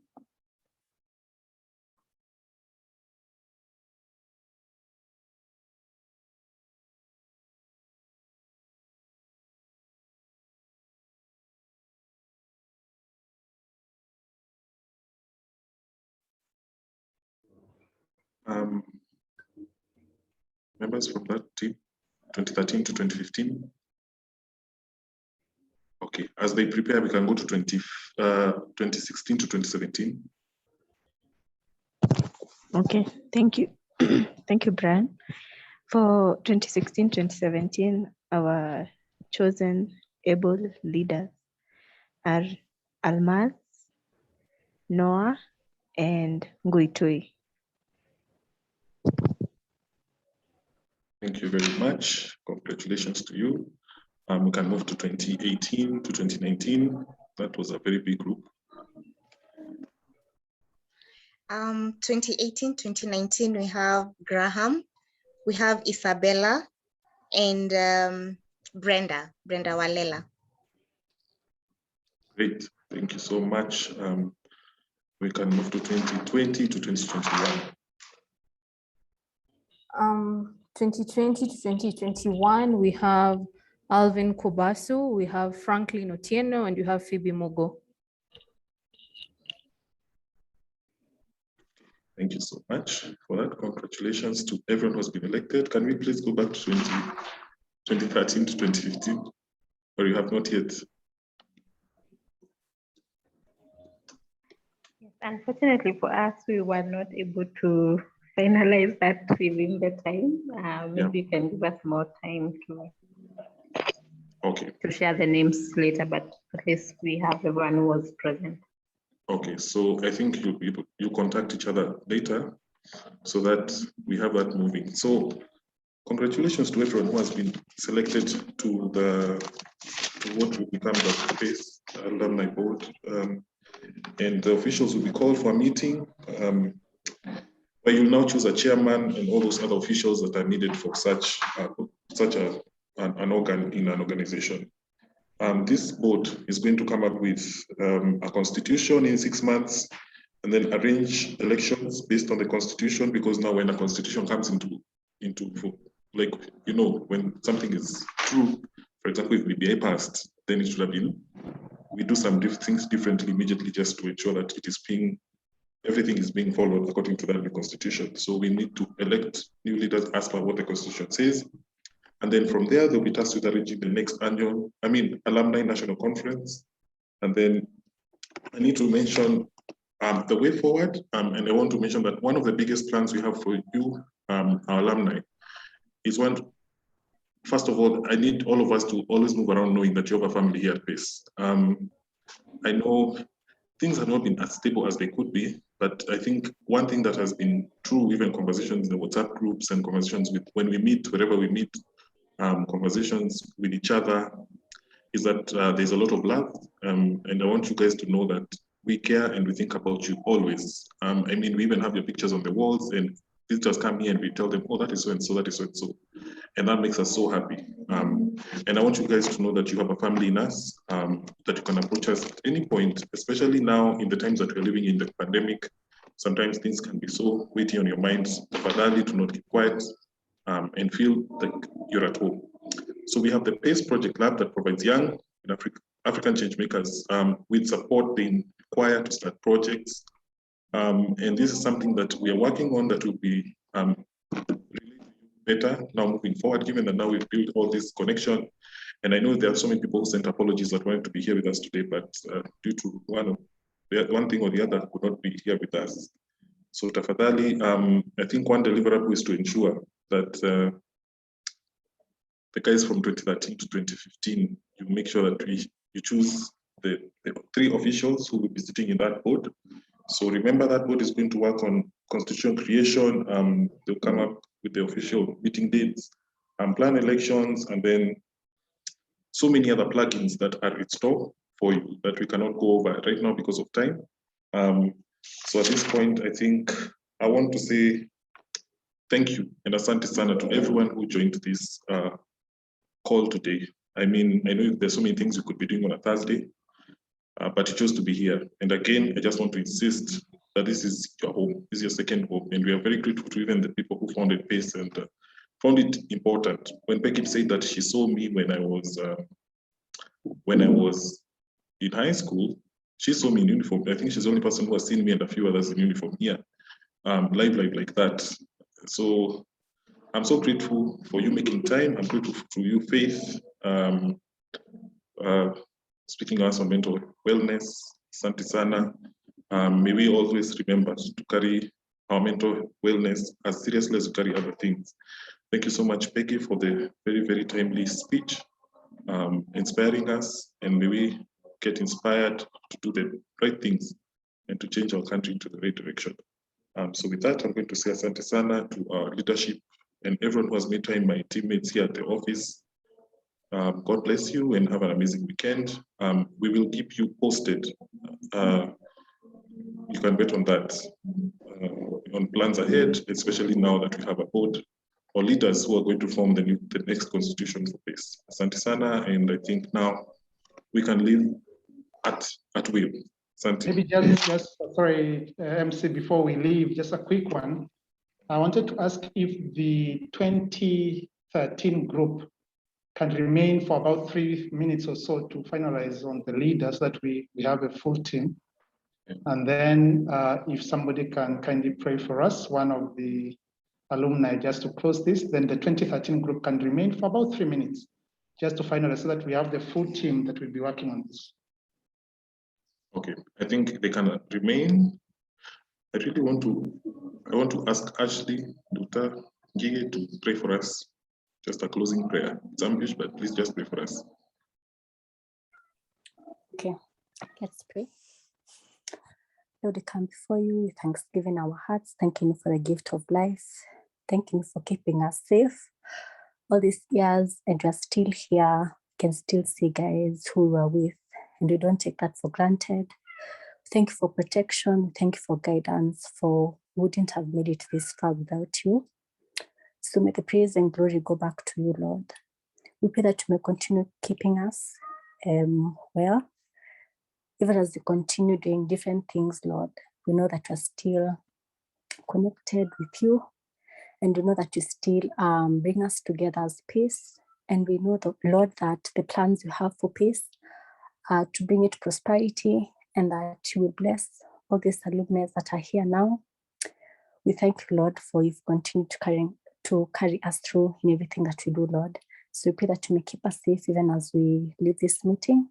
Thank you for giving us this opportunity to meet again. Thank you for PACE, for what it is and for what it upholds. We pray for its values, for its vision and missions. Bless them, Lord. So we pray that you may be with us, and may we continue relying on you and giving everything to you. I pray this prayer, believing and trusting in the mighty name of Jesus. Amen. Amen.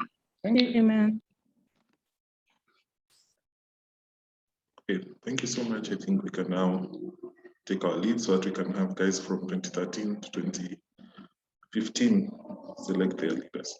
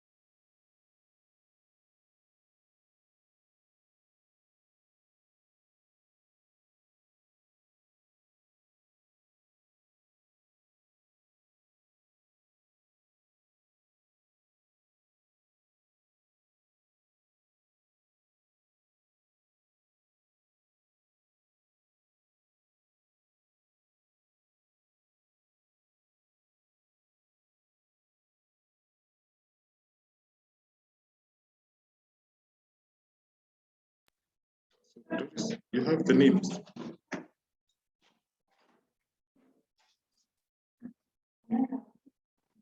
Did you guys mention names? Yes, we did.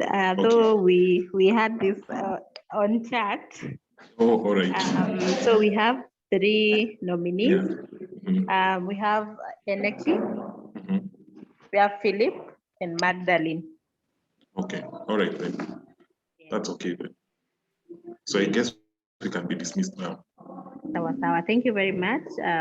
Great. Thank you guys. See you soon. See you.